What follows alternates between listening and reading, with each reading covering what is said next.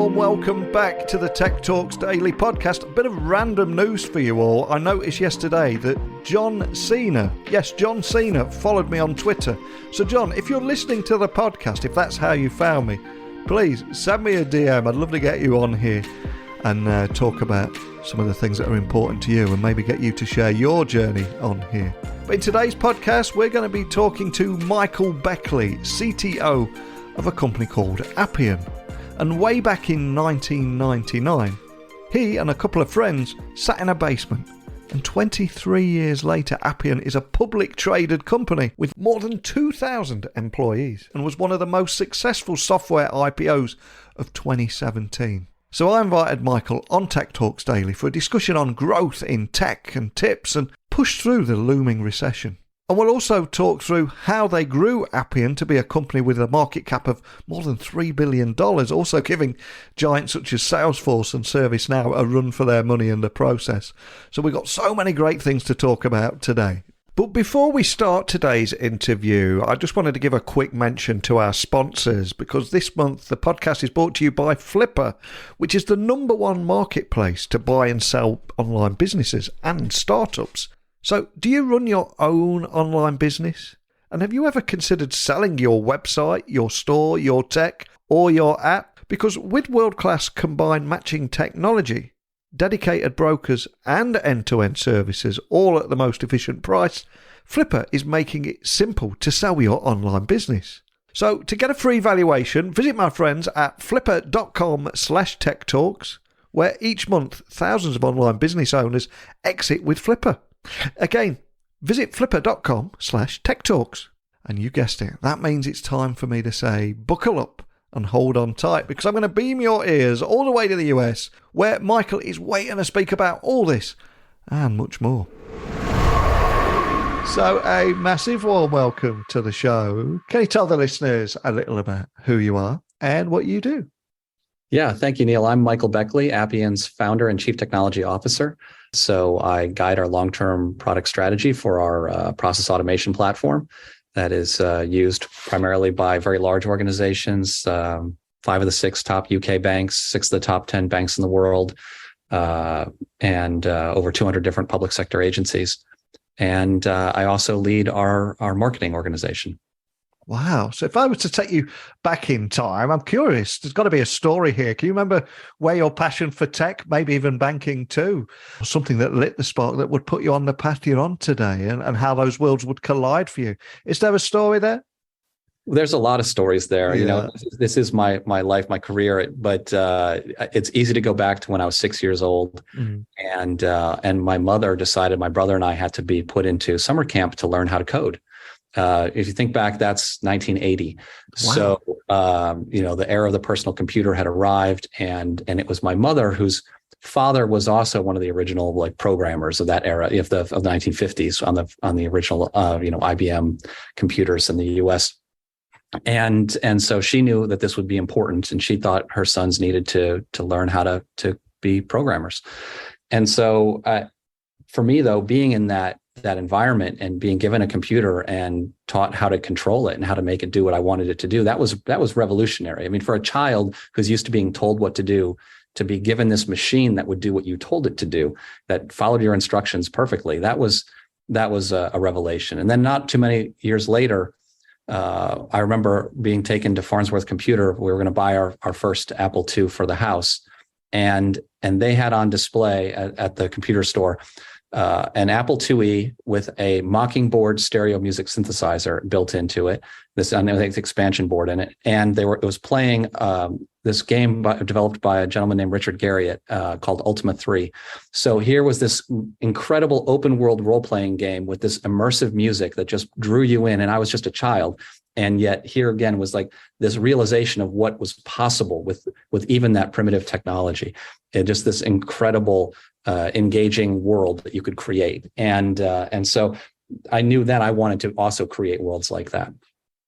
It's just phenomenal. I love hearing stories like this around the birth of computing. And I remember being when I first got my computer, and the text-based adventure games. There wasn't even any graphics. It was literally Enter Tavern. But in your head, you created this whole world.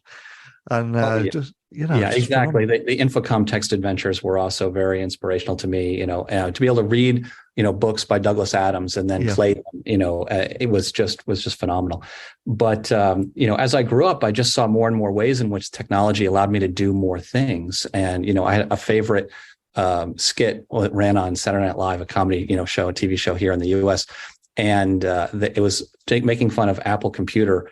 But what they did was they showed it was like show and tell at school. And, one kid shows his little hand-drawn thing, and then the other kid has this incredible multicolor presentation all built on desktop publishing with the Macintosh and the Apple. And it was the slogan they came up with was the parody slogan was Apple, the power to crush the other kids.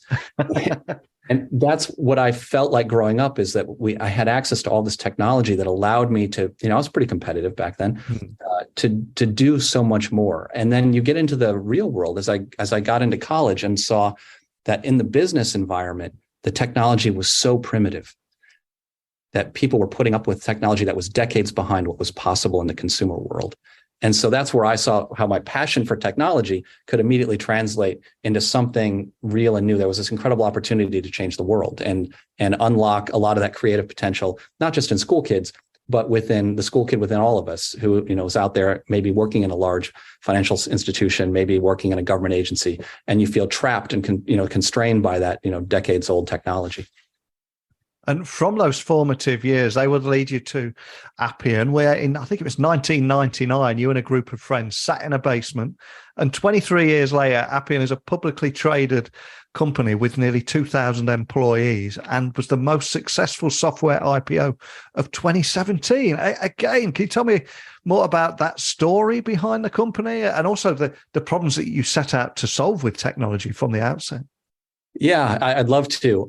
And so Appian, it really what happened was four friends, myself and Matt Calkins and Bob Kramer and Mark Wilson got together. And what we wanted to do was build an institution devoted to innovation. We wanted to build the kind of place we wish we could have gone to work when we came out of college, a place where ideas mattered, where leadership understood that it was their job and therefore our job to get out of the way of people with the right ideas. And most of all, we realized that technology is a unique business where, you don't make a 20-year plan that's around some algorithm or invention, because everything is going to be obsolete by then and much faster than that. And so we wanted to build this culture of innovation so that we would be constantly able to bring new ideas to life and burn down old code and burn down old business models constantly and encourage with the incentives in our culture to think that way. And so that was the great idea of Appian. And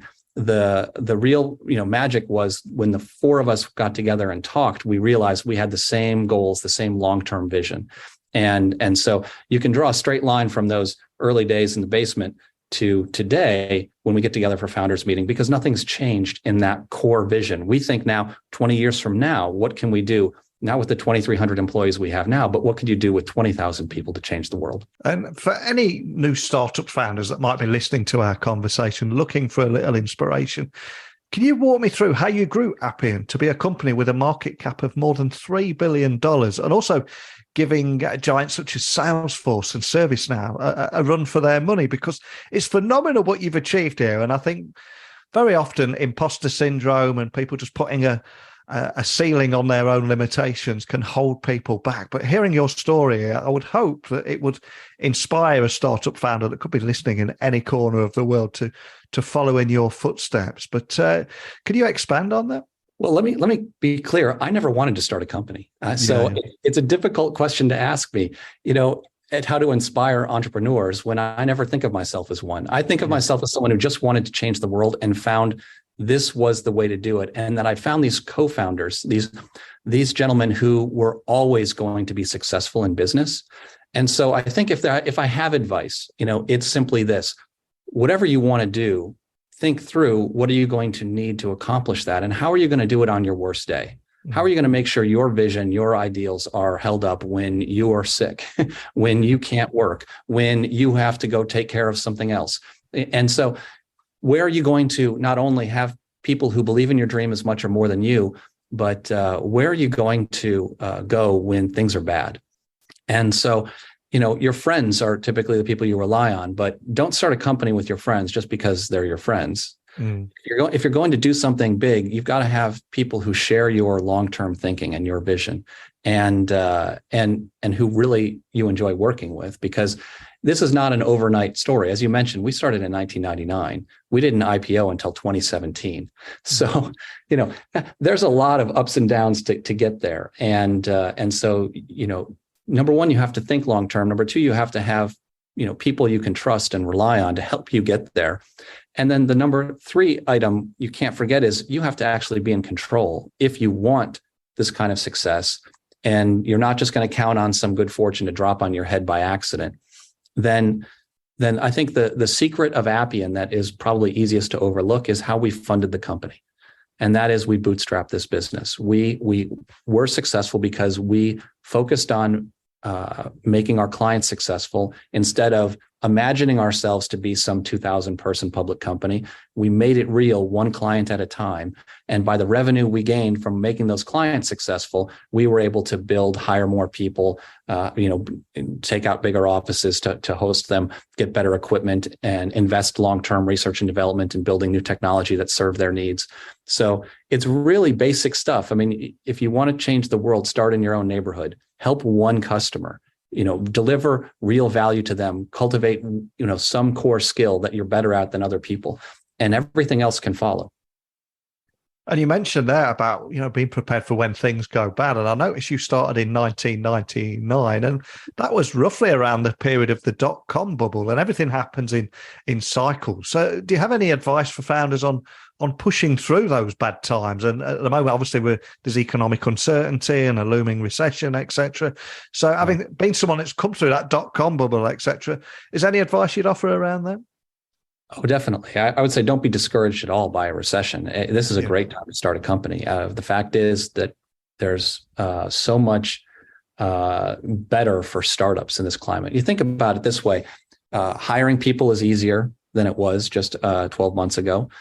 Getting real estate, if you need it, is much easier than it was 12 months ago.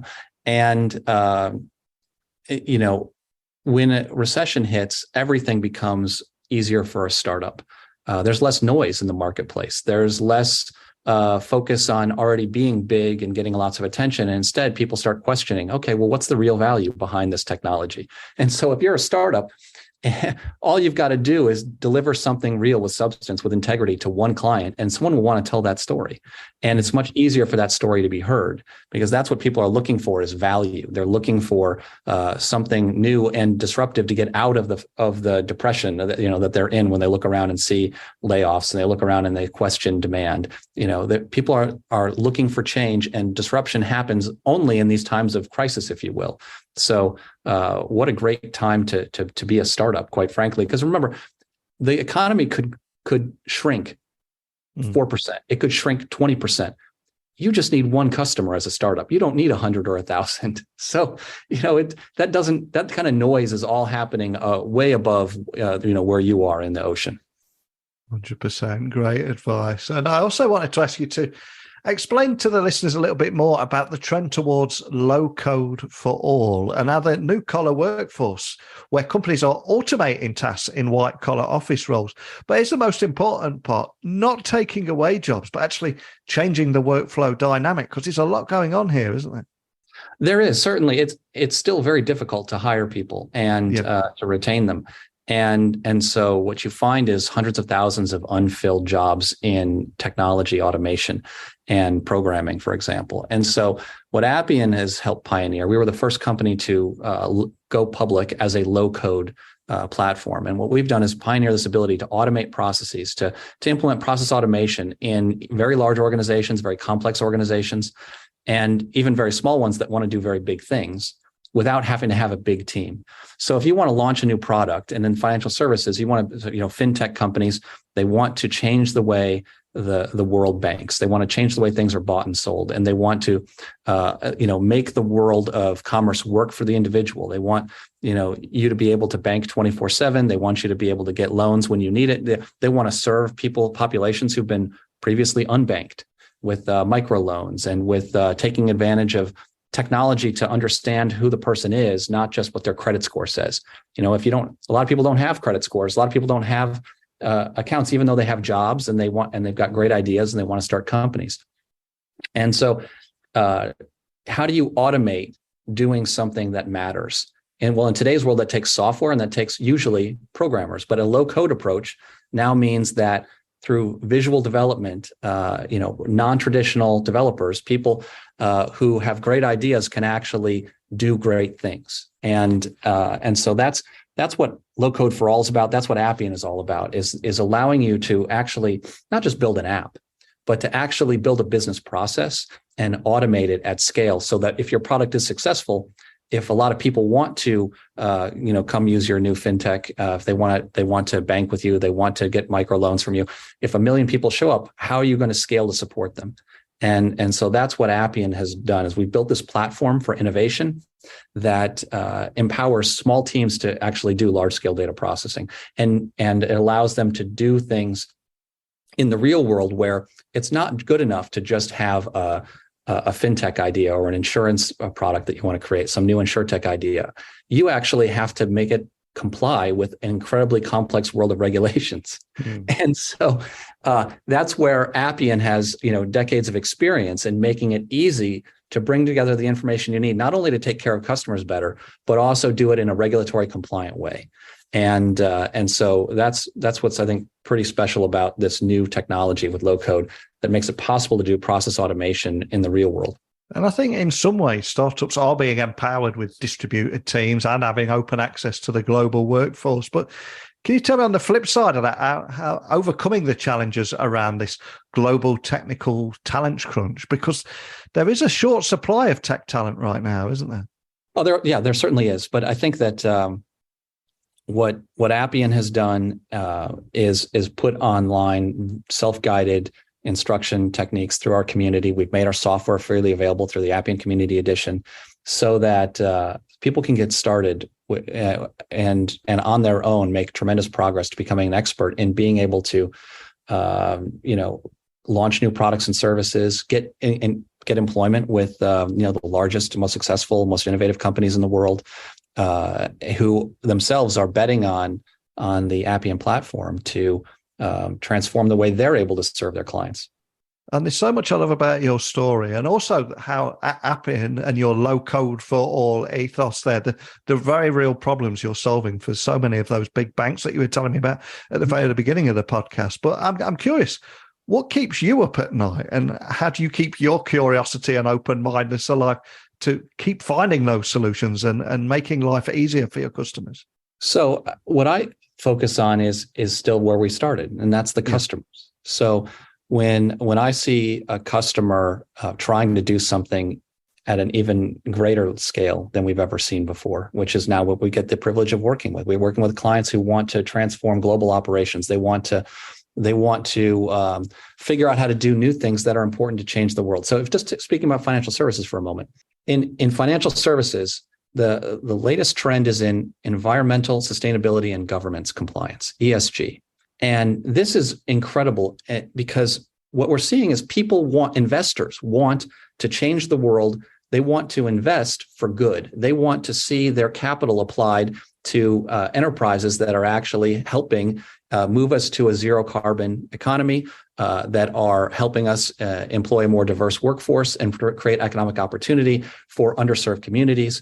People care more than ever about not just making money, but making good with their money. And so that is a huge area of growth in financial services, bonds that are backing ESG developments. So I was saying, if you walk around London, you'll see signage around these big developments bragging about how they're building a zero carbon future, how they're using green energy, about how they're employing a diverse workforce. Well, that means that they're advertising bonds to investors that they have ESG credentials behind that investment. And we hope that's true. But hope isn't good enough. You need to actually have regulators empowered with tools and technology to audit the data and make sure that the developers are following through on their promises. You need financial services firms capable of measuring the ESG compliance and rating these things. And the bond issuers are Appian's customers. The banks are Appian's customers, and the regulators are Appian's customers. And it's incredible because what we're doing is eliminating the ambiguity over how good is this investment, good for the world, good for the planet, good for people, and finding a way to pull together the information you need to answer those questions accurately in real time so that you can make better investments, you can make better decisions.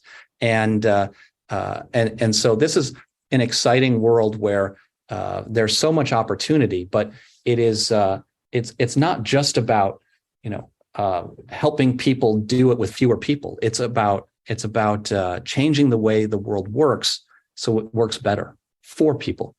Absolutely love that. We started the podcast talking about your origin story, that young boy picking up a computer for the very first time. And from there for going, taking Appian to IPO, I'm curious, what would you say are the biggest lessons that you've learned in your career in tech? And also, is there anything that excites you about the future as we look towards 2023? Oh, yeah. So, I mean, the future is always the most fun part because technology is constantly changing. And in our business, we're trying to help people, create software. We're trying to change the way software is made. And so every new invention, whether it's, streaming data, Internet of Things, or artificial intelligence, this changes people's expectations for what the software can do. And so Appian has to respond. And so, we're really excited to launch new AI services next year that will not just be AI for its own sake, but instead they'll help solve the problems that previously required an army of people. No one wants to take all those forms that people submit for applications and have to rekey them into old mainframe computers. So Appian is, using AI to eliminate manual data entry, using AI to improve data quality, using AI to make the world work better, so you don't have to wait in line to get what you want, so you can get it now. And that's where I see, really exciting potential. But in terms of advice, the first part of your question, what have I learned, on our way to IPO? Well, we've talked about the financials for the business owners out there. When you go looking for investment from somewhere, that people always want to know about TAM, total addressable market. Well, in my experience, TAM means absolutely nothing. The only thing that matters is addressable market, the AM part of the TAM. And I think that is so easy to overlook. You have a big idea and you think you can sell it to the whole world. Well, no, you can't, because you aren't a billion people to go, find the other 7 billion and convince them. You've got to find what is it that you are capable of addressing? What is your business capable of addressing? How are you going to distribute what you do? And of course, that's easier than ever with the internet, but it's harder than ever to be seen. And that's why I talk about how the recession is a great moment and opportunity, because there's less noise. There's less investment in advertising. There's less investment in broadcasting bad ideas, and there's more room for good ideas to surface. And so I think that's really it. Is it's not just what is your good idea, but who needs to hear it. You think through that part of it, the equation, you've got a real business. Well, you've already shared with us your valuable time today and shared with us your insights from your journey. I'm going to ask you to leave one more thing now before you leave us today. And that is that a book that you can recommend or that has inspired you that we can add to our Amazon wish list for people maybe to go away and either read that book or... I'll give you two. I'll give you two books, Neil. One for, your British audience, they'll be not too unfamiliar with this, I would hope. And that's, of course, Shakespeare. And specifically, I would say plays like Much Ado About Nothing and, for your business audience, Othello. But you talk about passion for technology. Well, passion's got to start somewhere. And for me, that's with Shakespeare's plays, because no one in the Western canon has better captured human nature than Shakespeare. And so you get yourself a good edition of Shakespeare, like Professor Bevington from the University of Chicago, has fantastic footnotes that help bring to life some of the old, language in Shakespeare and explain more about what's happening in a depth that you may not get from, just watching or reading it yourself. And so having that expert kind of guide you through Shakespeare can help unlock some of the secrets of the human mind. And reading those plays is just a fantastic preparation for any business meeting you'll ever have. You will encounter all of the characters you'll see in life, on the pages of Shakespeare. So that's really my best advice, and I love sharing it. People are always expecting me to come up with some tech book or biography, but I'm sorry, but no one's done it better than Shakespeare in English anyway. There's some from foreign authors we could talk about, but certainly Cervantes, but certainly that's an easy place to start for my English speaking audience. And then the second book on this passion theme, I would say, would be Tom Robbins' novel, Still Life with Woodpecker, which is about an adventure that takes place within a pack of Camel cigarettes. And again, that's my catcher in the rye. That's my, book that I found me at the right age. And I think that's the thing people forget about with book recommendations is, your mind is only ready to absorb ideas at a certain pace at a certain time. And so it's more about books finding you at the right time than it is about you finding the book. But for those who are still looking for that spark, still trying to figure out a little bit more about how to make that passion stay in their lives, for me, Tom Robbins found me at the right moment. And so that book, Still Life with Woodpecker, was a constant source of inspiration and hope. So that's my recommendation for you on books. Wow, fantastic suggestions. I'll get them straight added to our Amazon wish list. And before I let you go, for anyone listening just wanting to dig a little bit deeper on all things Appian, everything we talked about today, maybe even contact your team after listening to our conversation today, what's the best starting point for everything? Oh, Appian.com is definitely the right starting point. And from there, you can go right into getting a free trial in Appian, trying out Appian Community Edition, getting those self-guided tutorials to walk you through that journey, that learning journey, or just ask for a demonstration right from Appian.com, and we'll be happy to talk to you and show you how Appian can be relevant to your work. Well, so much I've loved about your story here. And yes, talking about a discussion on growth in tech and tips to push through this looming recession that we find ourselves in on both sides of the pond and beyond. And also walking everyone through how you grew Appian to be a company with a market cap of more than $3 billion. Incredible story. Just a big thank you for taking the time to sit down and share it with everyone today. Thank you. No, thank you for the invitation, Neil. It's been a real pleasure. So a big thank you to Michael for sharing his story, also offering some advice for newer tech executives on how to combat economic downturns. And now, actually, there's a lot of space for opportunity out there right now. But as always, let me know your stories, your insights, your experiences, any tales of hope, fear, failure, success, doubt, happiness, whatever it is, please, I want to hear your story. Email me now, techblogwriter@outlook.com, Twitter, LinkedIn, Instagram @Neil C. Hughes, and my website is techblogwriter.co.uk. But I'll be back again tomorrow. I've already got another guest locked and loaded for you all. So thanks for listening as always, and until next time, don't be a stranger.